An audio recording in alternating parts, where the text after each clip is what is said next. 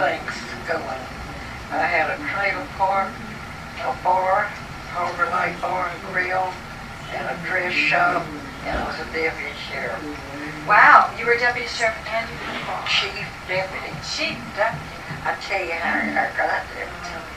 Well, I had 8 years in the clerk of court's office under Jack Brown, and Vicki Aldrich was his assistant. And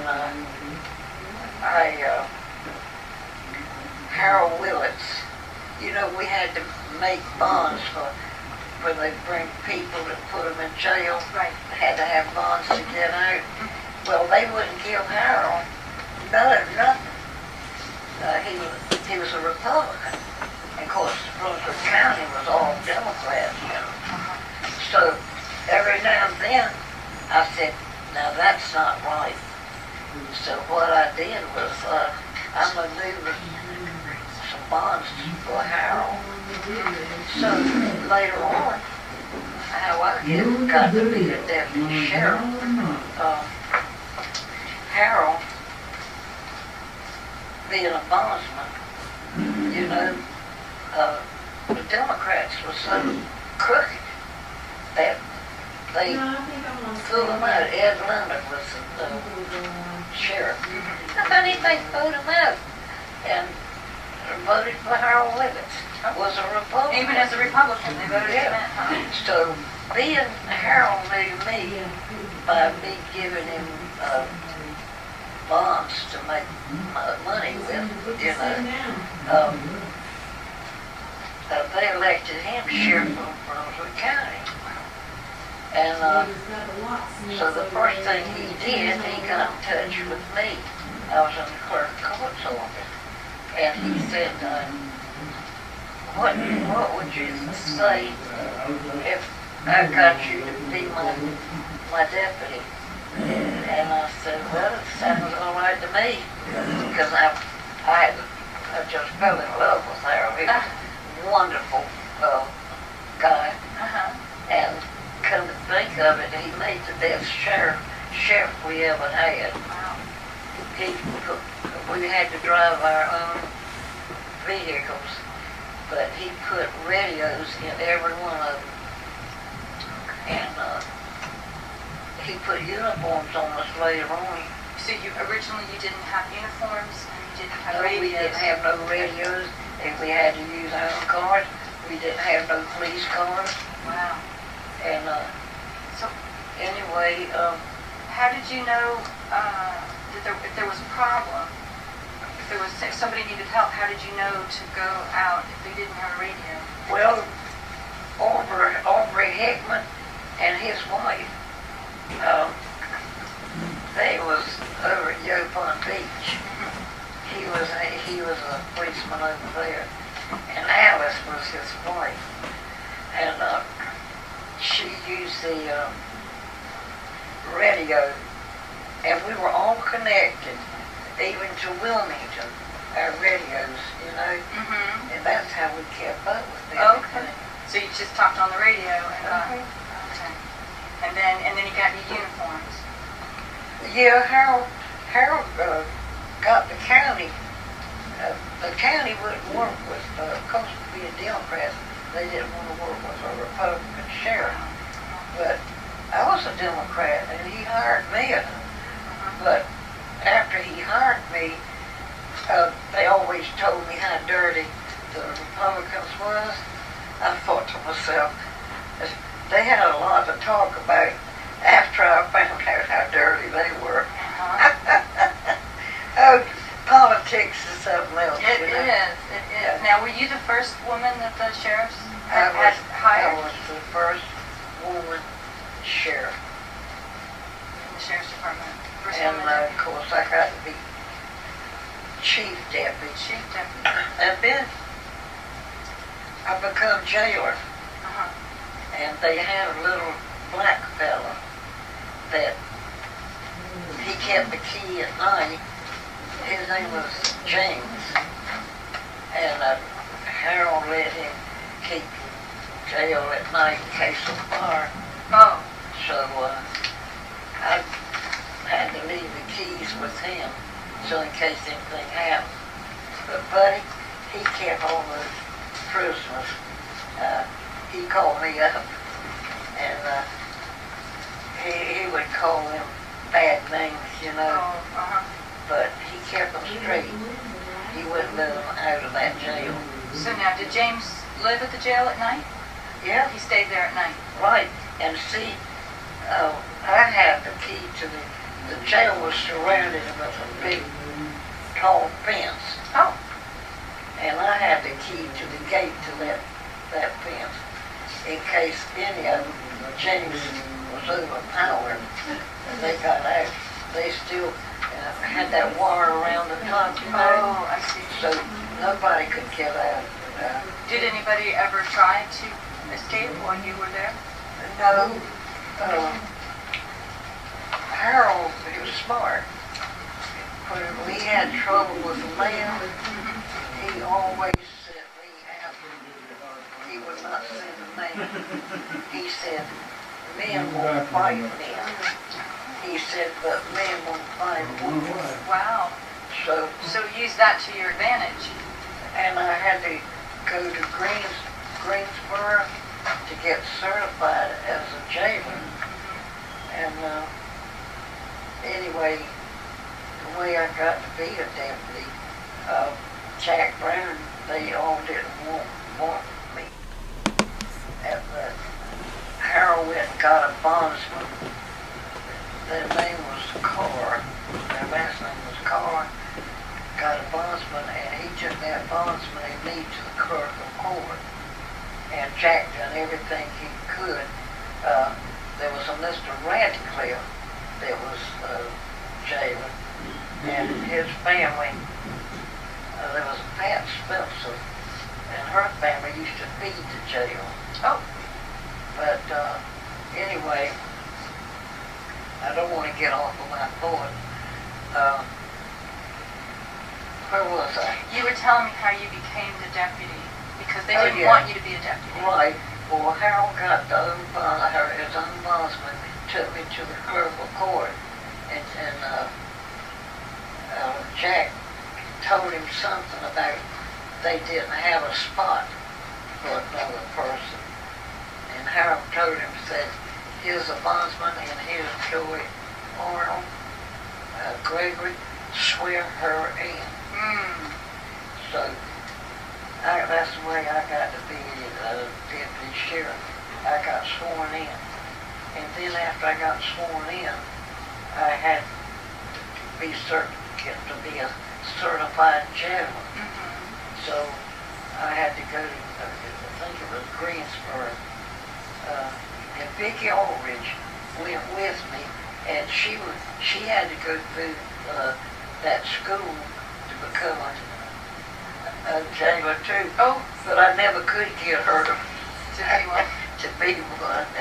Now, did the men give you a hard time after you became a deputy? Did any of the other men give you a hard never time? had no hard time. The only hard time I had was with women. Oh.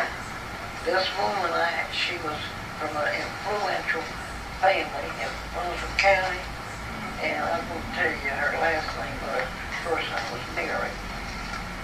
She was addicted to an alcohol, and I had to take her to Goldsboro to dry out, and Harold told me, said, now you watch her, because if she finds out, they brought her to Harold to send up there, the family did, and said, you watch her, because if you ever have to stop the car and she realizes where you're taking her, she'll jump, she'll run. So he told me to go by Ed Oliver's. That was the little place in Southport. And buy a bottle of wine and put it under the car seat. And said, when Mary starts getting agitated, give her this wine.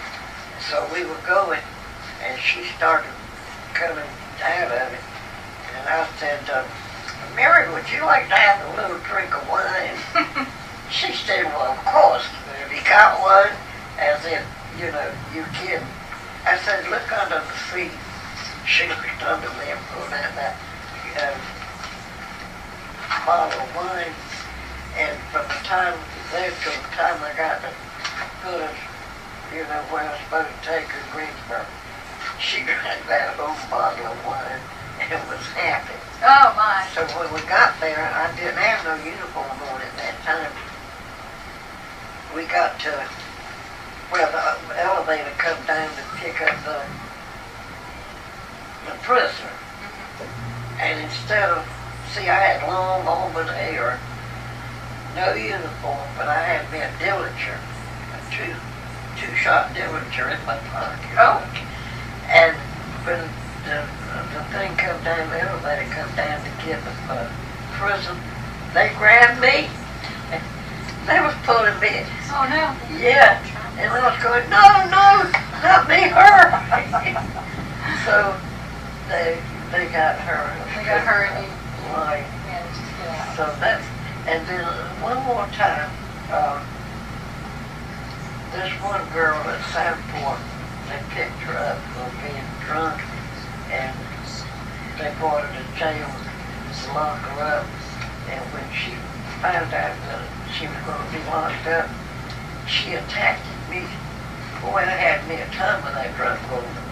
And I finally got her head down, like going to in a cell, and I had to take my foot, put in her butt, and push her in, and lock that door quick. Wow. She was about to get me.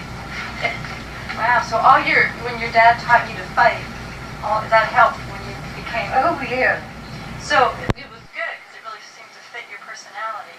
That you got to do all those boy things. I love people. And I don't care whether black, yellow, red, or white. I love them.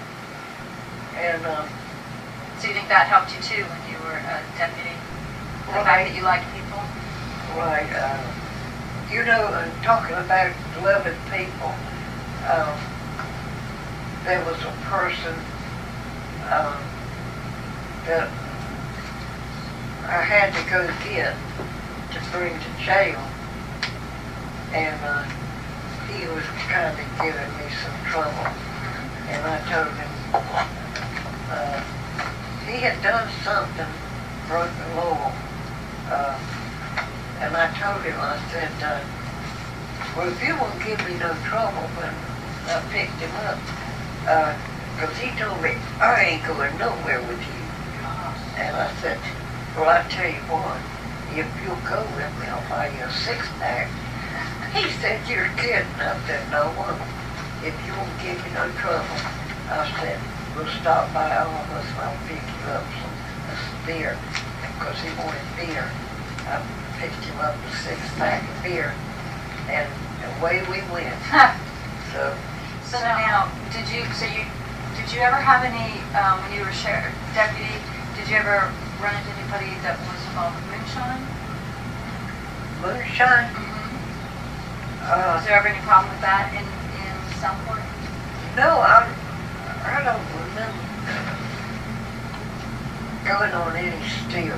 No stills around. It was mostly just the wine and beer. When people were drunk, it was mostly just wine and beer. Was there ever any illegal liquor sold at any place? Anybody get in trouble with that? They had liquor stores, but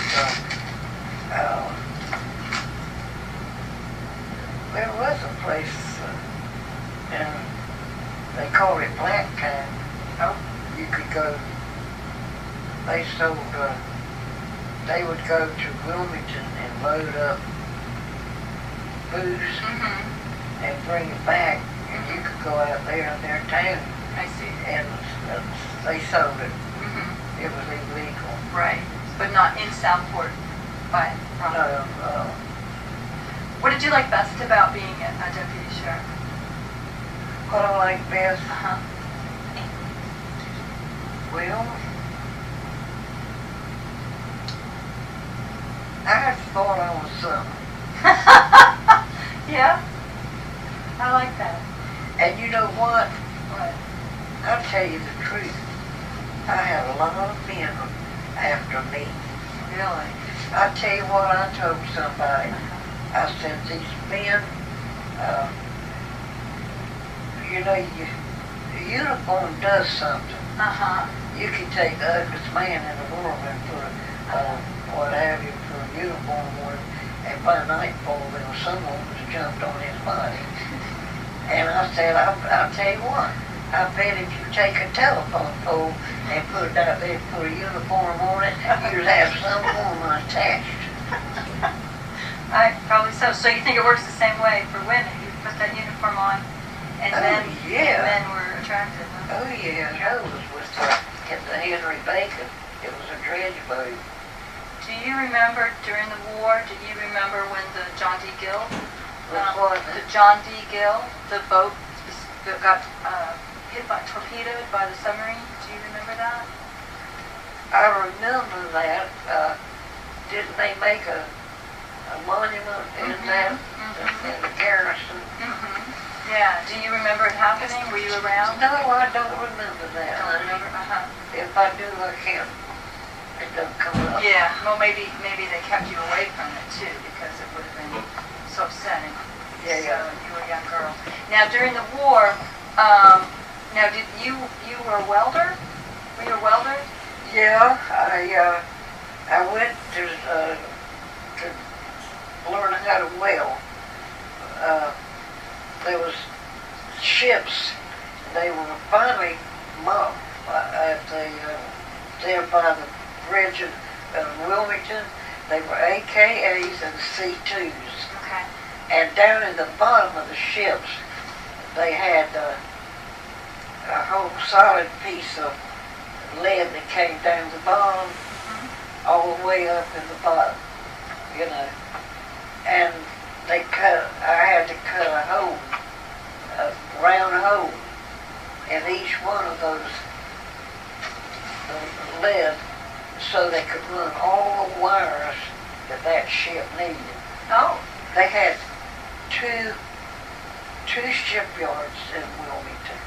One was when they were making the AKA C2, and then the other shipyard was they outfitted that boat, that ship, where it had everything so it could be launched.